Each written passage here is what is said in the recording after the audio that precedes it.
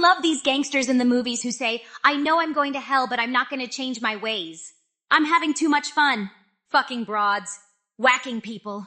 Lots of torturing. I'm having a really good time. And people are afraid of me. I get it, you're having lots of fun. But have you thought this through? I think some due diligence would be a really good idea before you made such an important decision like this. Do some research. Take a time out. Ponder on what it would be like to live for all eternity in hell.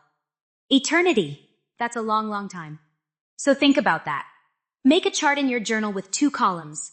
One column is the pros and the other is the cons of continuing to live the way you do and ending up in hell for all eternity. Now at least you can make an informed decision. Anyway, he continues on doing what he's doing, and the guy dies and goes to hell.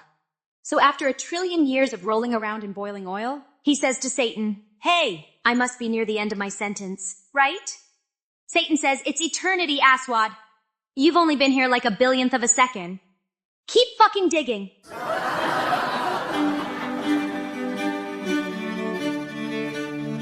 And after all we've learned from Mary in the stream, you can't possibly tell me that you still believe there's a hell?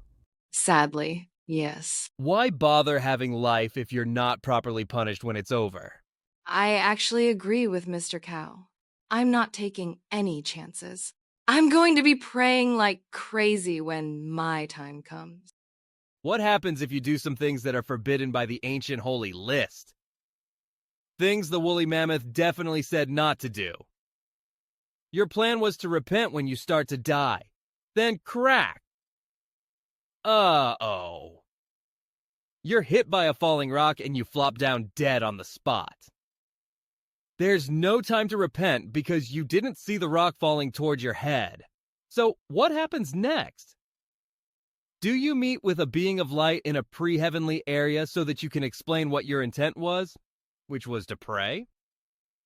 This would be a place where you could give the details on why you didn't get a chance to say a repenting prayer before you died. You could tell it about the rock. Does the Big C take these speedy deaths into consideration? It must know that this kind of thing happens all the time. Rocks falling, barns caving in. And if you die in your sleep, you don't have a chance to get the repenting prayer in either. By the time you figure out what's happening, you're dead. You're on your way to where it is you're going. And without the repenting prayer, I don't think it's going to be heaven. If you're so concerned, Mr. Cow, why don't you say your repenting prayer tonight, and then it's done? That only takes care of my life up until tonight. What about tomorrow and the next day?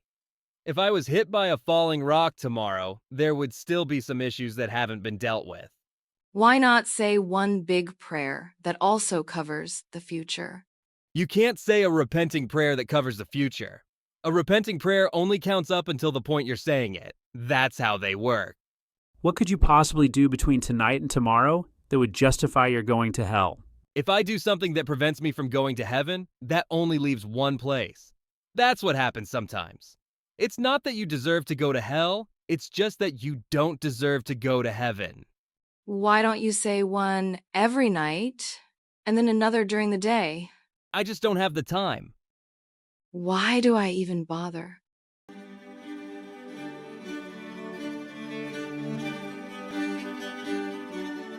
The Stump near the stream. Humorous lessons in spirituality.